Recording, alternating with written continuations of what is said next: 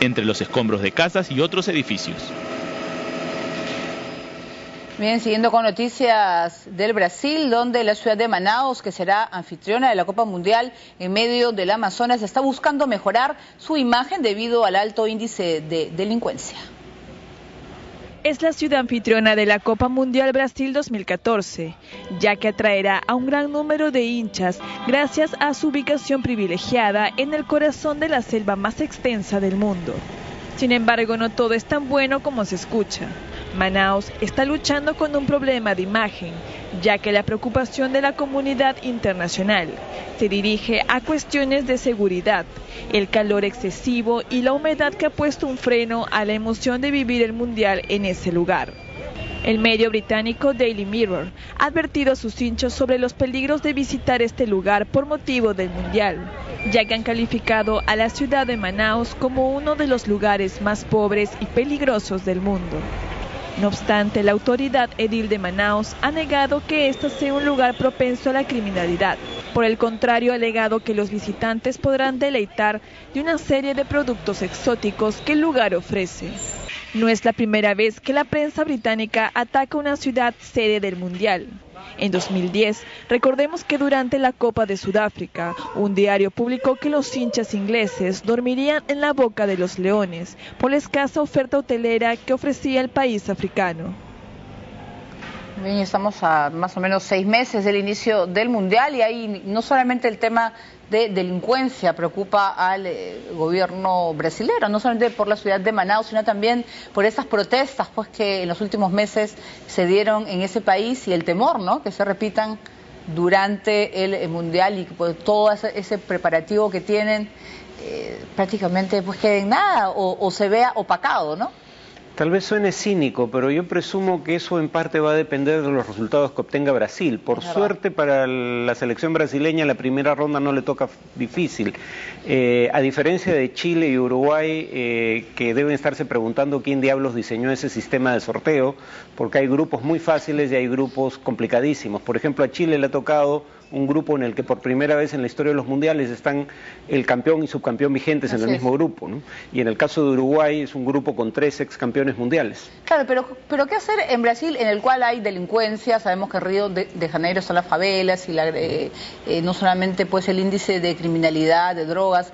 ¿Cómo hacer controlar para que estas semanas el país dé la mejor cara, ¿no? Me hace recordar al de, no sé, fue mundial que eliminaron a los perros callejeros para que no se vean pues en la ciudad. Es como maquillar un poquito la realidad que vive un país para dar lo mejor de sí, ¿no?, la mejor imagen. Va a haber más despliegue policial de lo habitual, pero hay que recordar que en Brasil hay grandes organizaciones de crimen que si se deciden actuar de manera conjunta en tiempos como ese, con el objetivo de poner a la defensiva al gobierno, pueden hacer un gran daño, ¿no? El primer comando de la capital, por ejemplo, es la más importante, una organización que paradójicamente parece estar estructurada como un grupo subversivo clandestino, más que como una organización criminal.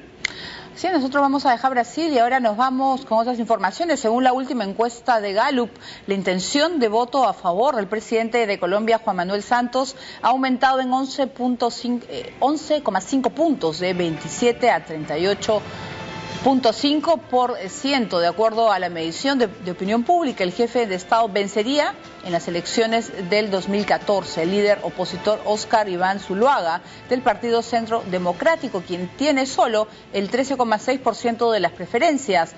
En una eventual segunda vuelta, Santos ganaría con 47,5%, mientras que Zuluaga solo tendría el 23,9%, mientras que un 25,7% votaría en blanco. Bien, ya la tendría, no sé si puede decir que la tendría fácil, ¿no, Santos? O depende de cómo avancen las conversaciones de paz. Claro, habría que recordar lo baja que era la aprobación de Santos hace solo unos pocos meses, cuando se conoce el fallo de La Haya sobre el diferendo con Nicaragua. se juntan movilizaciones de agricultores de distintas áreas del país en contra del gobierno, escala la violencia con las FARC, ha repuntado después de esa caída y además incluso en ese momento de baja popularidad ningún otro candidato elevó su intención de voto de manera significativa, pero lo que voy es a que así como hubo una coyuntura crítica que digamos se trajo abajo sus niveles de aprobación, una ruptura de las negociaciones con las FARC podría tener un efecto similar y acabar con estas perspectivas. Por eso creo que lo que podría sellar el triunfo de Santos es un acuerdo con las FARC antes de las elecciones y convertir las elecciones en un referendo sobre ese acuerdo. El tema del fallo de La Haya y el haber hecho pues, no lo cumplir y una serie de condiciones lo hizo más popular, menos popular. Hay que tener en cuenta, yo creo que la posición de Colombia, lo he dicho en este programa, no es legal bajo el derecho internacional. Dicho eso, sin embargo, hay que tener en cuenta que él afrontaba una coyuntura difícil y afrontaba unas elecciones en pocos meses, en un contexto en donde más del 90% de la población decía que no había que acatar el fallo. Entonces, lo que ha hecho es una forma elegante de no decir que desacata el fallo, pero claramente tampoco lo cumple en ningún futuro previsible. Se ha agarrado de una fórmula que le permite, digamos, estar en ambos lados del debate dependiendo de a qué público se dirijan. Bien, y el número 2 de las encuestas, Zuluaga, ¿quién es? Esa es una buena pregunta. Su mejor carta de presentación es que es el candidato de Álvaro Uribe, ¿no? O sea, es recomendado, ¿no? Claro, fue ministro, pero no fue un ministro particularmente destacado de Uribe, si mal no recuerdo, pero digamos su carta de presentación en sociedad es que es el candidato del partido que ha fundado Álvaro Uribe, y Uribe lo apoyaría desde el Congreso al cual va a postular. Uribe sigue siendo el expresidente más popular de Colombia, al menos entre los que están con vida.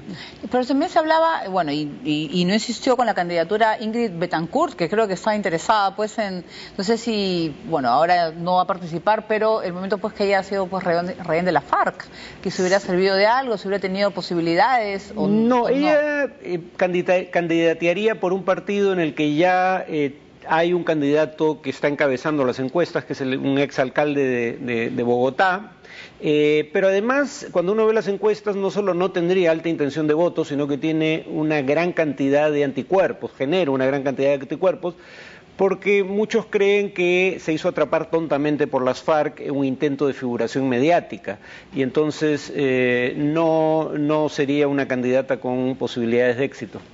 Muy bien, y vamos a cambiar de tema. Hoy, 12 de diciembre, en México, los católicos celebran el Día de la Virgen de Guadalupe.